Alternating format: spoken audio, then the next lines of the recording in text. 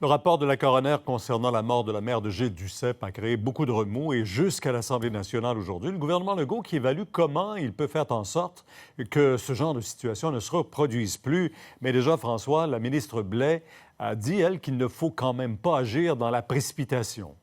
Non, c'est ça. Mme Blais a dit que, sans vouloir prendre son temps, qu'il faut quand même prendre un peu de temps pour évaluer ce que le gouvernement peut faire. C'est-à-dire qu'en ce moment, on est en train de revoir la façon dont on certifie les résidences, notamment les résidences privées pour personnes âgées. Alors, ce matin, elle a parlé avec Geneviève Guilbeault de la Sécurité publique, André Laforêt, qui est responsable de l'habitation. Donc, 3 ministres qui se sont penchés sur la question. Et vous savez, on a aussi posé la question à Marguerite Blais. Qu'est-ce que vous dites aujourd'hui à ces personnes âgées qui sont dans des résidences et qui paient là, pour avoir non seulement de la sécurité, mais qui estiment que lorsqu'il y a des caméras, mais que quelqu'un les regarde, que ça sert à quelque chose? Donc, la question lui a été posée ce matin. Oui, on l'écoute.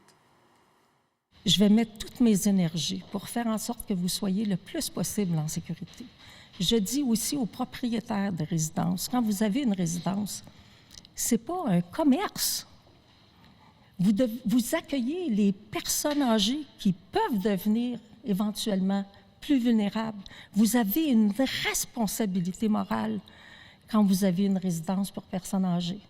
Donc, avertissement aux résidences pour personnes âgées en leur disant « Vous avez une responsabilité ». Donc, je vous rappelle que la mère de Gilles Duceppe, Mme Raleigh Hutt Duceppe, est décédée lorsqu'il y a eu pas un incendie, mais une alerte incendie dans sa résidence pour personnes âgées. Mais elle est sortie à l'extérieur sans pouvoir revenir à l'intérieur par la suite. Et elle a passé 6 heures à l'extérieur dans une température ressentie de -35 et elle est morte d'hypothermie.